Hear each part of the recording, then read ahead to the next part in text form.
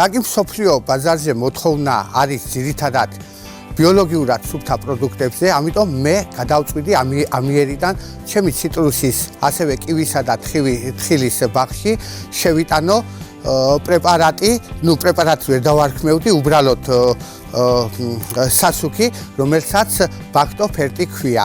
ეხლა ამ სასუქის უპირატესობაზე მე ბევრი შემიძლია ვილაპარაკო, იმიტომ რომ მე პირადად ეს აღმოსავლეთ საქართველოში გამოვცადე 1 გექტარ წითელი სიმენდი, ანუ ამერიკული სიმინდის მოსავლის აღების დროს, როცა ადრე ვთქვათ, ჩვეულებრივად სხვა სასუქებით ვამუშავებდი მიწას, იქ 10-დან 11 ტონამდე მისწორებდა, წელს კი 16-დან 17 ტონამდე ავიღე. ამიტომ და როცა მოვიკითხე ამ სასუქის ეფექტურობა, აღმოჩნდა ისეთი რამე, რომ ძალიან ეკონომიურად შეიძლება ფერმერი გავიდეს. რას გულისხმობ ახლა გაგიხსნით ამ ეკონომიაში.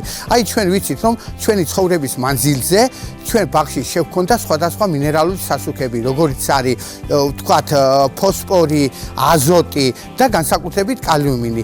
ჩვენ ისიც ვიცით, რომ ყველა ეს სასუქები მიწაში ვერ იხსნებოდა და დღესაც რომ ლაბორატორია პოტენციალურად შემოწდა, ჩვენი მიცემული სასუქის 40-50%-იც კი ამ წუთად გრანულების სახით დევს ნიადაგში და მისი ათვისება მცენარეს არ შეუძლია. სწორედ ეს სასუქი ბაქტო ფექტს შეუძლია რეაქციაში შევიდეს ამ მინერალებთან, დაშალოს და მცენარეს მიცეს საშუალება რომ აითვისოთ. თვითონ რას წარმოადგენს აღნიშნული სასუქი? აღნიშნული სასუქი ძირითადად ჩვენ ვიცით რომ შედგება ბაქტერიებისგან. მიწაში კი უსასრულო რაოდენობის ბაქტერიებია. სწორედ ეს ბაქტერიების წყალობით ხდება ჰუმუსის შექმნა ნიადაგში, იმ მინერალების, რომელიც მცენარისთვის არის სავალდებულო, ამ მინერალების დაშლა და შემდეგ ათვისება. შედეგი კი არის კოლოსალურად ძალიან კარგი. ანუ ძალიან მარტივად მინდა ვთქვა, თუ ჩვენ აი ამ სასუქს შევიტანთ ნებისმიერ ბაღში, კივის იქნება, თხილისა თუ ციტრუსის ბაღში, ჩვენ არც აზოტის, არც ვთქვათ ფოსფორის და არც კალიუმის შეტანა არ დავჭირდება. პლუს ამათ ამის ეფექტურობა ყოველ წელს ამის ეფექტურობა იზრდება, მაგრამ აქვე მინდა აგროწესები დავიცვათ. ჩვენ უნდა გვახსოვდეს, რომ მცენარეს ფესვთა სისტემა იმ რადიუსში აქვს განვითარებული, სადაც მისი ტოტთა სისტემა არის განლაგებული. ანუ მისი მობნევა უნდა მოხდეს და არა ერთ ადგილას დაყრა.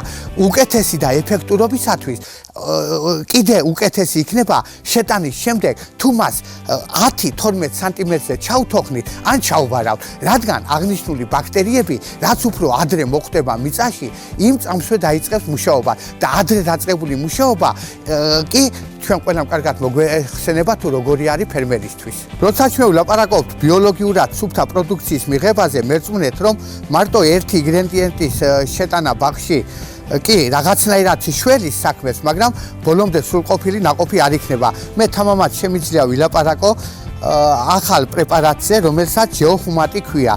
ეხლა ჯეოჰუმატის მოვალეობა რა არის? ჩვენ ვიცით რომ დასავლეთში ძალიან, როდესაც ვთქვათ, ყვავილობიდან დაწყებული ძალიან ცუდი პერიოდი გვიდგება ამინდების მხრივ. ხან ქარია, ხან სიცივია. ერთი სიტყვით სტრესს განიცდის მცენარე. პირველ რიგში აღნიშნული პრეპარატი შეიძლება გამოვიყენოთ ფოთლოვანი კვების დროს. რას აკეთებს ახლა ეს ხსნარი? პირველ რიგში უნდა გვახსოვდეს მისი დაწყების დრო. ნებისმიერ მცენარეში ის იწყება იმ პერიოდში, როდესაც მცენარე ვეგეტატიურ განვითარებას იწყებს, ანუ როდესაც კვირტი გაიხსნება.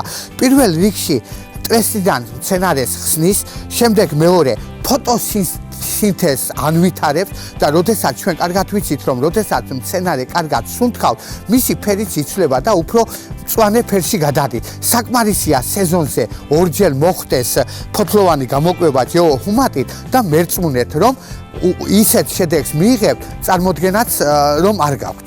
მაგრამ ხშირად დასავლეთში არის ისეთი პერიოდი, როდესაც ჩვენ წვიმა გვჭირდება, არ მოდის წვიმა, მაგალითად 2 წლის წინ იყო ასეთი ამინდები, რამაც ძალიან ნაყოფის სიმსხო, ნაყოფი ვერ გაიზარდა.